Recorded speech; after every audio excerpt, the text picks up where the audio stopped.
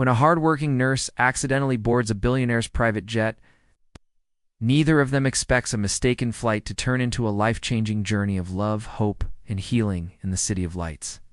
Jasmine Carter's legs were aching as she rushed through the small private terminal at Atlanta's airport. She had just finished another long, exhausting shift at the hospital. 12 hours of running between patients, checking for drips, calming down families, and barely getting time to eat. Being a nurse was rewarding, but also painfully tiring. She had dreamed of this moment for weeks, her short but well-deserved solo vacation to France. Just for days, enough to breathe, rest, and escape from the noise of the hospital hallways. Her best friend Tiffany, who worked for a major airline, had done her a favor. She got her a surprise upgrade access to a quieter, smaller terminal where private and elite passengers often boarded. Jasmine didn't question it. She was grateful and too tired to argue about the details. She was told her flight to Nice, France, would be leaving from Gate 3 at the private lounge.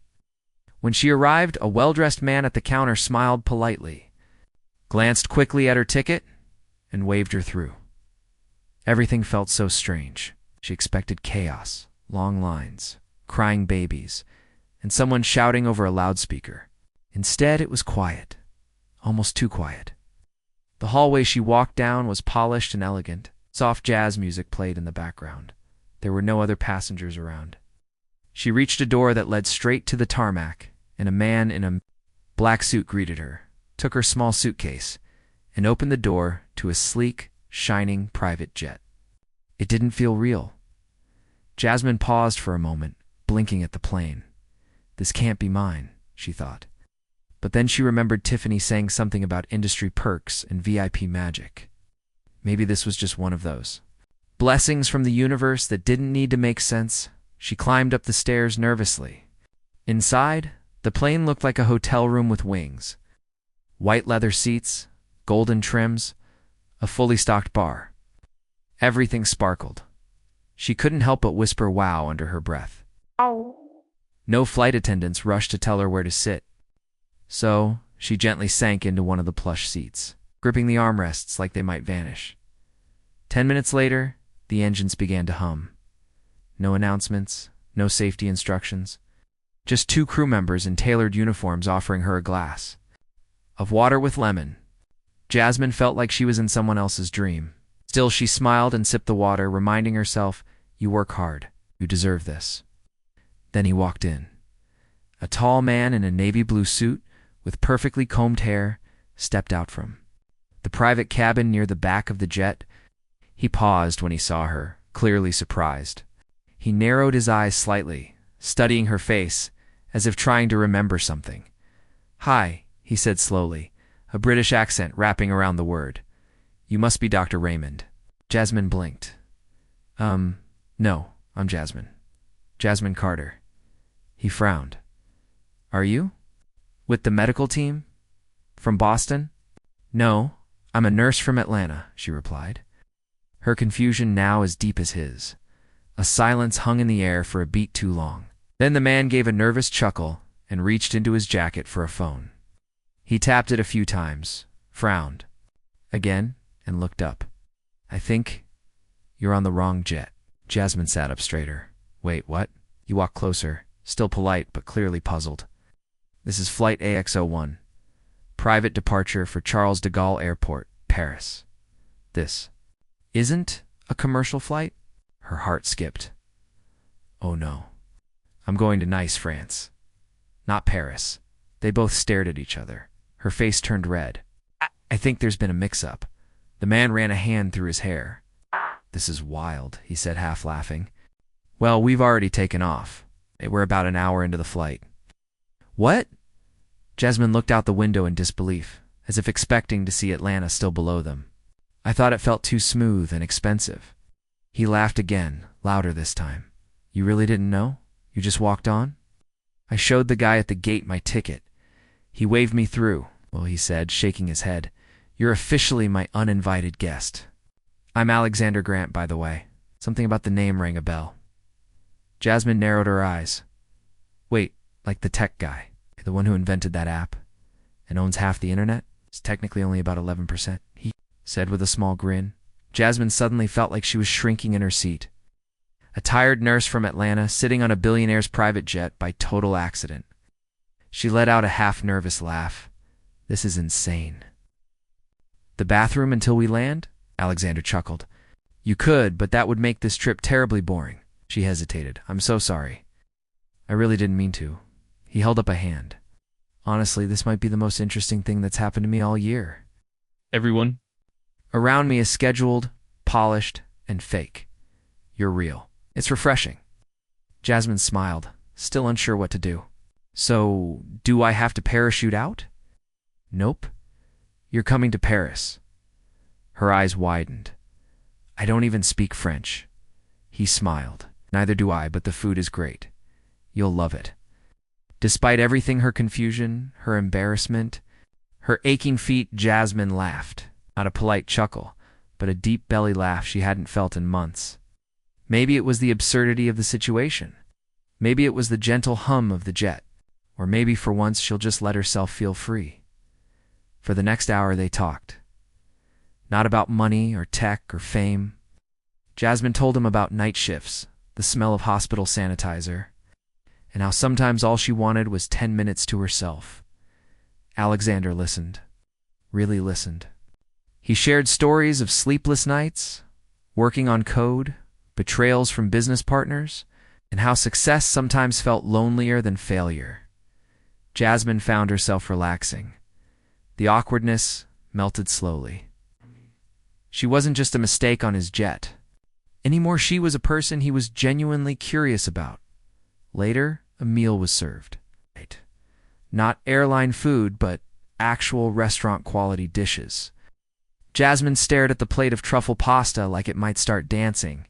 I've been living off vending. Machine chips and half-eaten sandwiches for weeks, she joked. Alexander grinned. Then you're about to experience food salvation. As the jet continued slicing through the night sky, the conversation deepened. They talked about books, favorite movies, childhood regrets, and what they'd do if no one was watching. Jasmine was honest. She wasn't trying to impress anyone. And that's what made Alexander lean forward, wanting to hear more. She didn't care about his money. Didn't ask for anything. Didn't treat him like royalty. And that fascinated him. By the time the jet began descending over Paris, the city glowing like a field of golden stars, Jasmine had almost forgotten she wasn't supposed to be there. As the wheels touched the ground, Alexander turned to her and said, "Stay, just for a day. Let me show you Paris." She hesitated. Logic told her to get on the next plane too nice, but something in his voice made her pause. Maybe, just maybe, the universe had made this mistake on purpose. She looked out the window, smiled to herself, then turned to him. "One day," she said, "and you better not be boring." Alexander laughed, eyes twinkling. "Deal." Eyes. Like that, what began as a mistake, a mix-up, a total accident, was starting to feel like the beginning of something unexpected, and maybe even magical.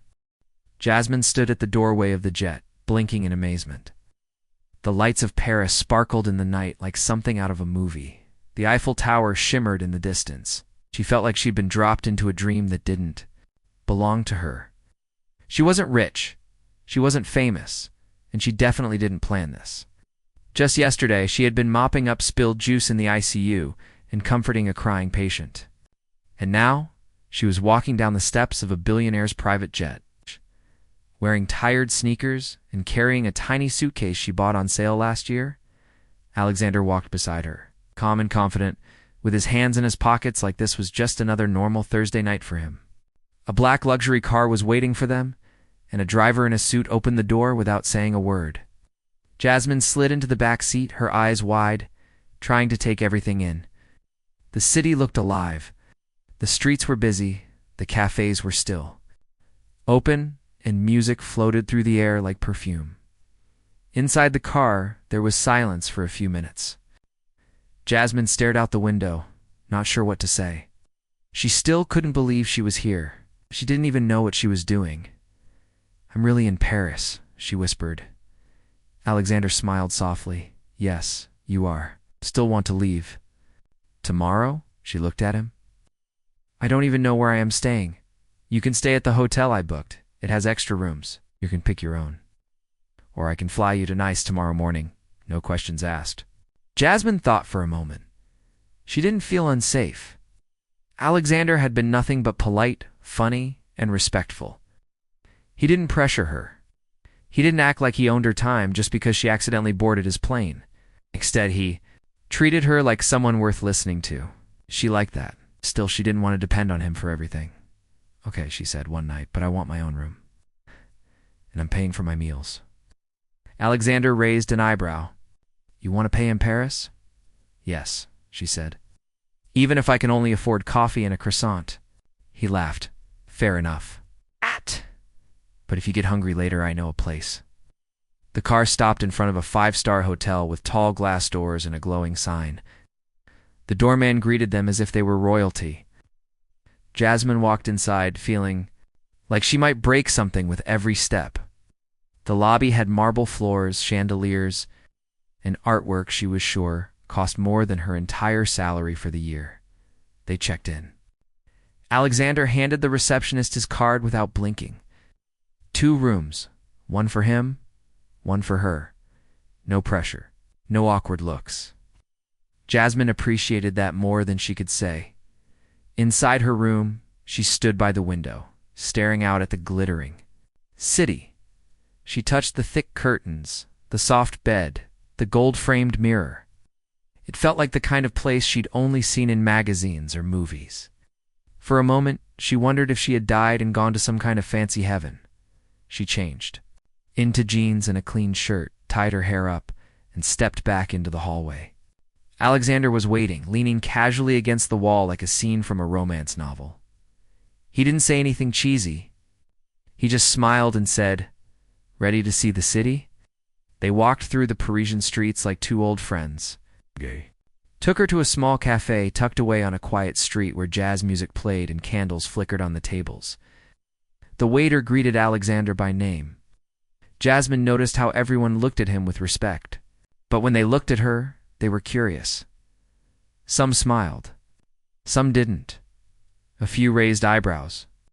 She knew what they were thinking. Who is this black woman walking next to one of the world's most powerful tech billionaires? She didn't care.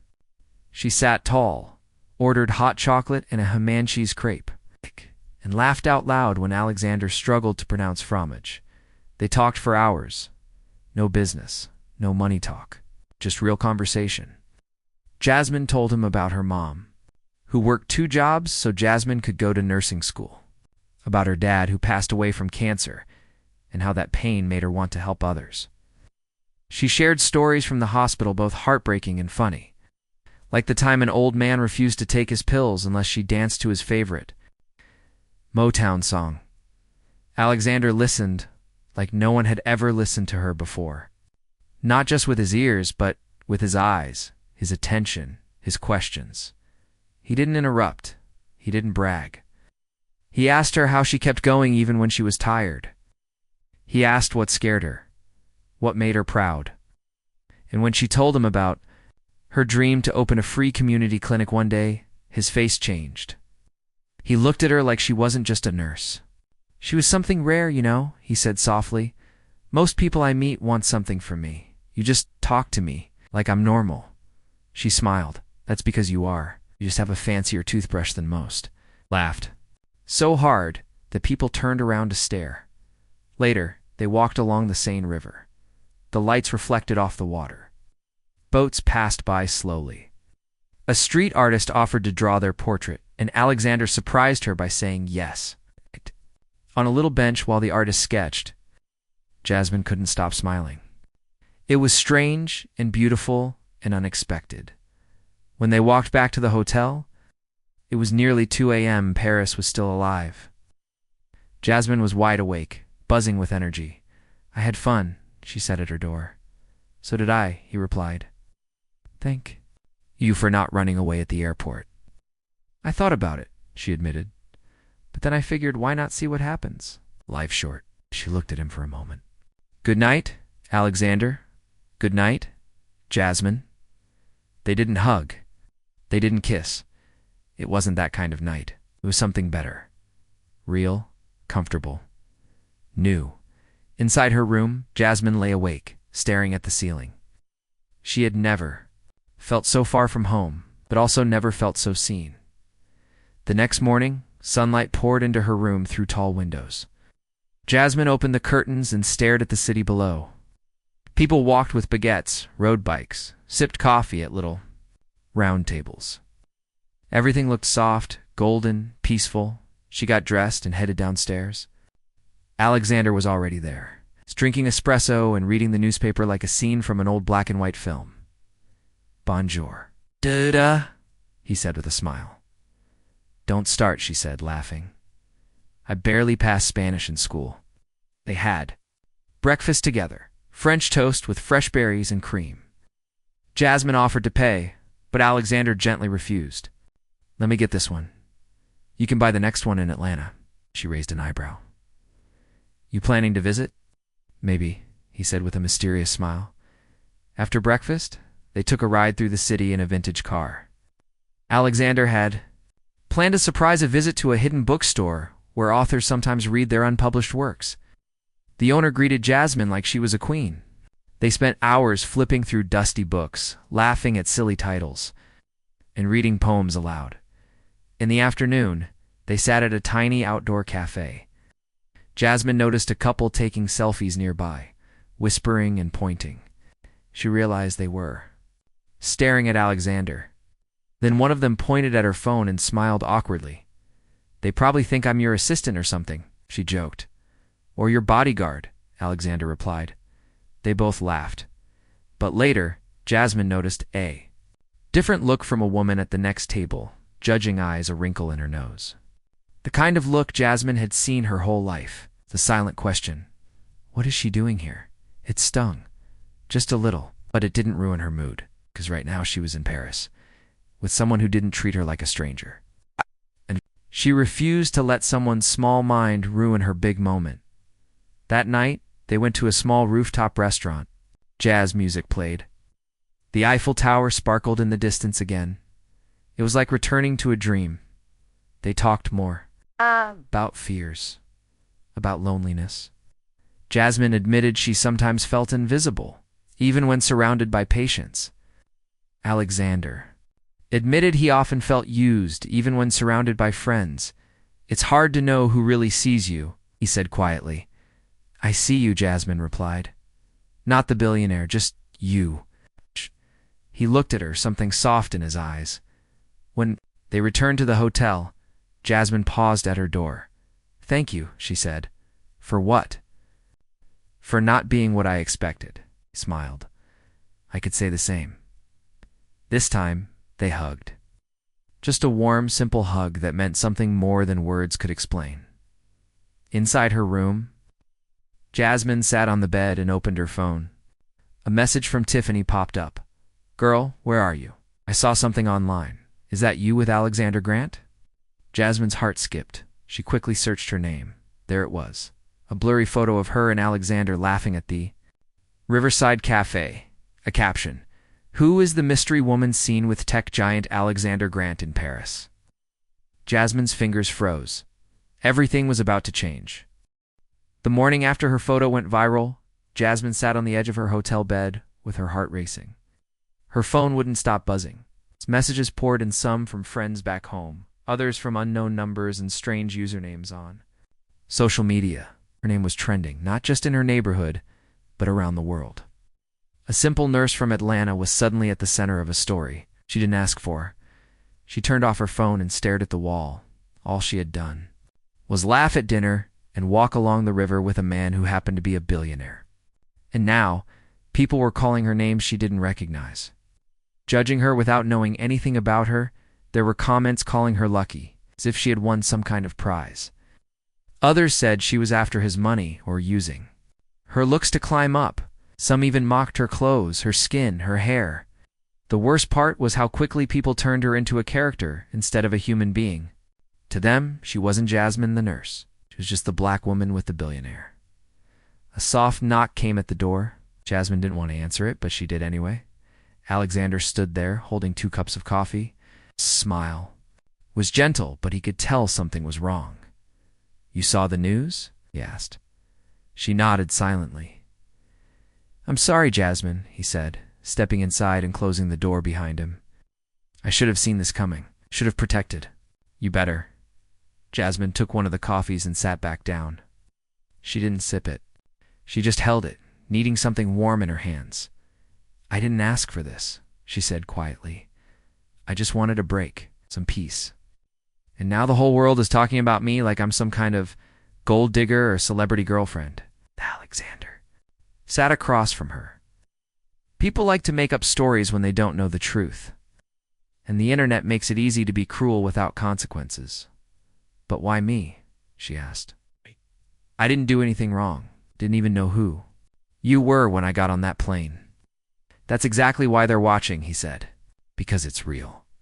She shook her head. It's not fair. I worked so hard for everything in my life. I never asked for your money, your name, or your world. And now I'm being dragged into it like I'm playing some game. Alexander leaned forward. Then let's set the record straight. We can release a statement, clear up the misunderstanding, tell people how we met. Jasmine looked at him, and then what? When they stop calling me names and start calling me your girlfriend? What if I don't want to be a headline at all? There was a silence between them, not heavy, just thoughtful. I get it, he said finally. You didn't sign up for any of this. No, she said. Get up for a seat too. Nice. Not Paris, not paparazzi, not rumors, just rest. He nodded. Then let's forget the world for today. Just for a few hours, come with me. She hesitated. Where? Somewhere no one will find us. An hour later, they were walking through a small garden tucked behind an old bookstore in the Latin Quarter. The flowers were in full bloom. Bees buzzed lazily around them, and an old man played the accordion nearby. Jasmine felt herself breathing again. Nobody stared. Nobody whispered. Here, she was just another person enjoying a quiet corner of Paris. Alexander told her stories about how he used to visit this garden during the early days of building his company. He would come here when he needed to think, or when everything felt too loud. Most people think I love attention, he said. But I don't. I love silence. I love people who don't care about my bank account. It's people who ask about my thoughts, not my net worth. Jasmine smiled. Perfect. I don't even know what a net worth really means. He laughed. It means I have too much and still feel like something's missing.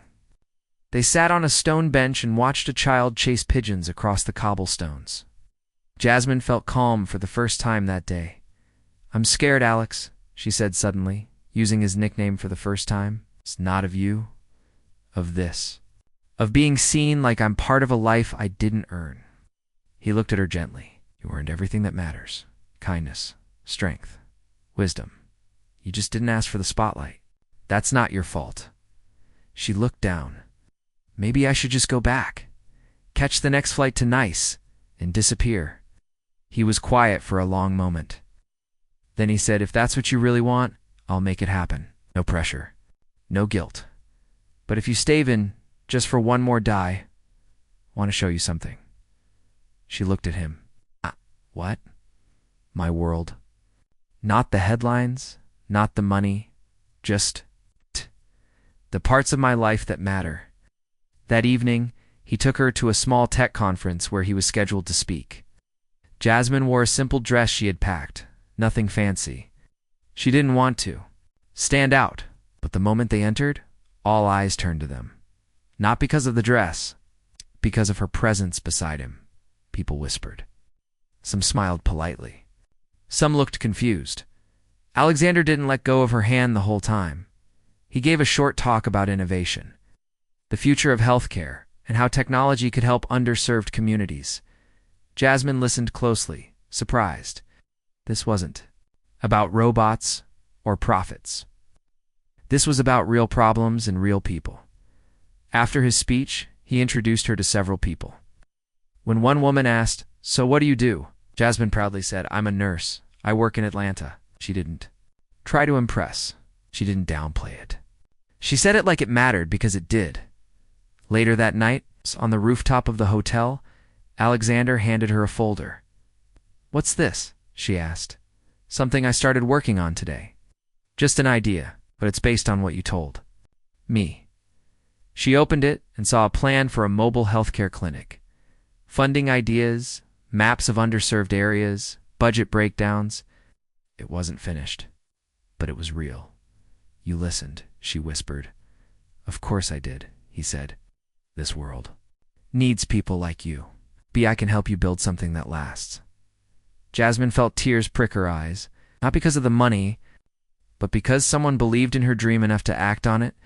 That night she couldn't sleep, not because she was scared this time, but because something inside her had shifted. The next morning the press was louder. More photos, more headlines. Speculation, lies.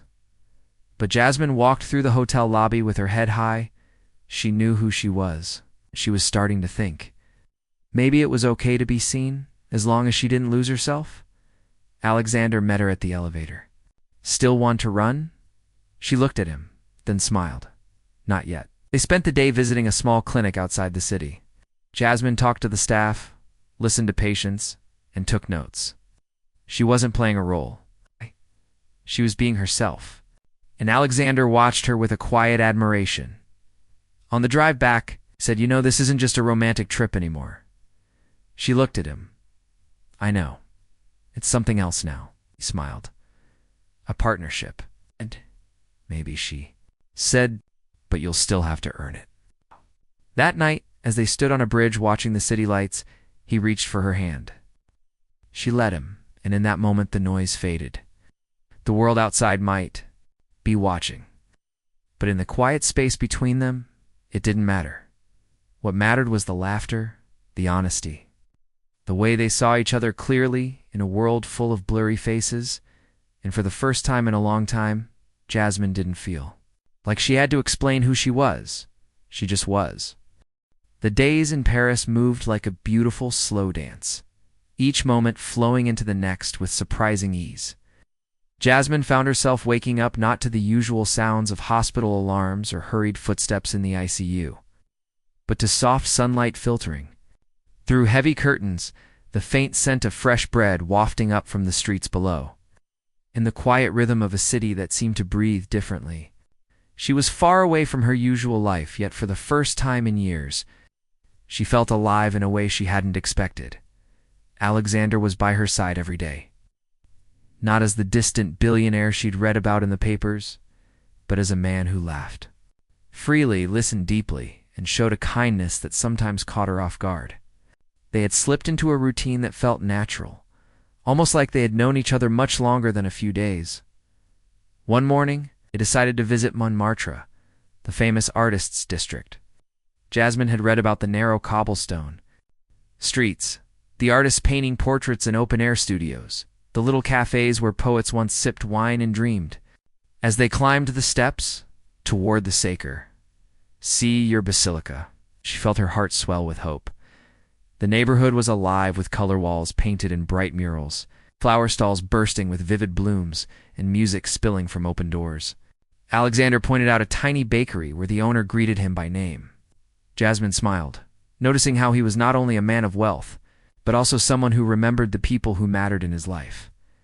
They stopped at a small cafe shaded by a red and white striped awning. Jasmine ordered a café au lait and a buttery croissant, the flaky layers melting in her mouth as she savored the simple pleasure.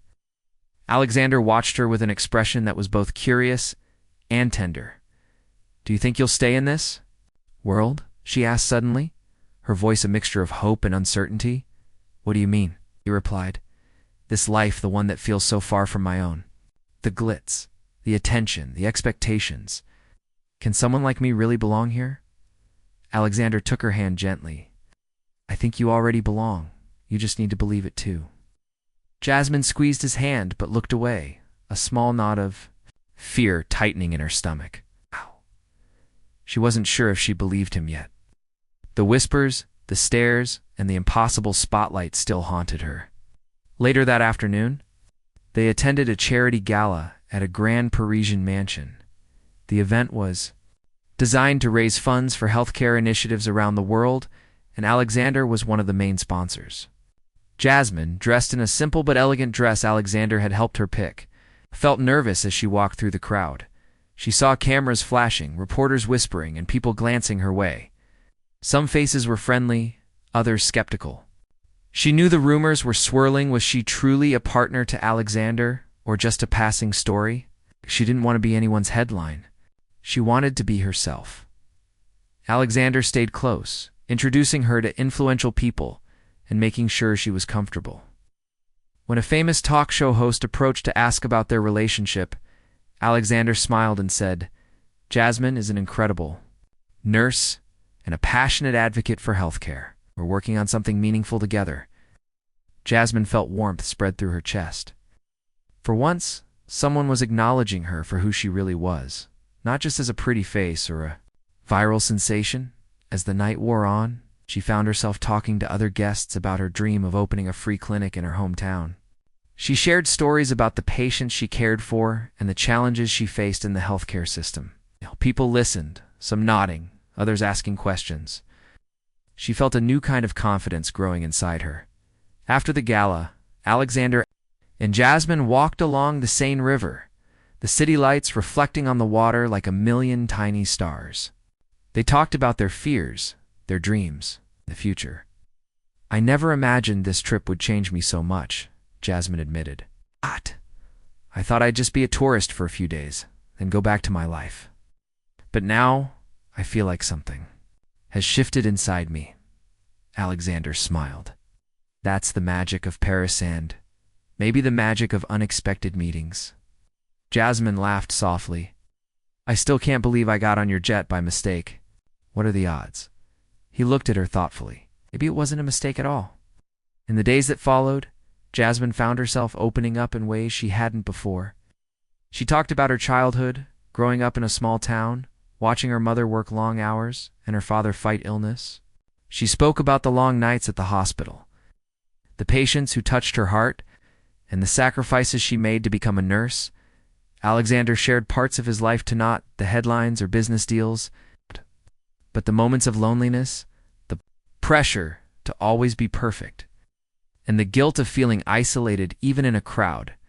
They explored Paris together, wandering through museums, picnicking in parks, and sharing quiet dinners in hidden bistros.